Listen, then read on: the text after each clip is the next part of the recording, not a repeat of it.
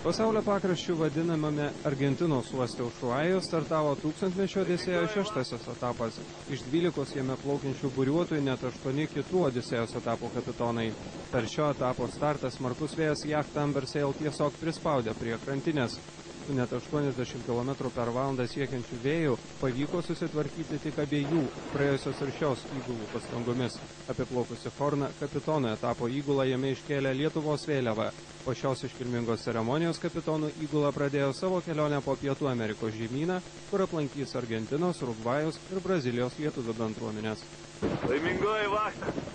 Tai laimingiausia mūsų diena, sakė kelionę baigusi ir šiandien į Lietuvą grįžtanti 5-ojo tūkstantmečio Odisėjos etapo įgula.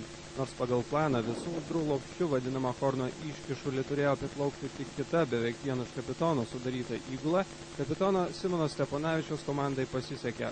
Prieš tai kilusi audra įgula nubloškė taip arti Horną, kad ji negalėjo atsispirti pagundai apiplaukti Ramiojo ir Atlanto vandenynų sandūroje esantį ir savo nenuspėjimais orais garsėjantį iškišulį. Kiekvieno buriuotojo privaloma pareiga apsilankyti čia. Tikrai. Labai džiaugiuosi. Jonės pildosi. Horna tikra su visais išbandymais, su visko, kas priklauso, su tinkamu oru, su visko puikia nuotaika. Neplanuotas gyvenime adventure. Gimtuosius krantus jachta Amber Sail planuoja pasiekti Liepos 6, Mindaugo karūnavimo dieną.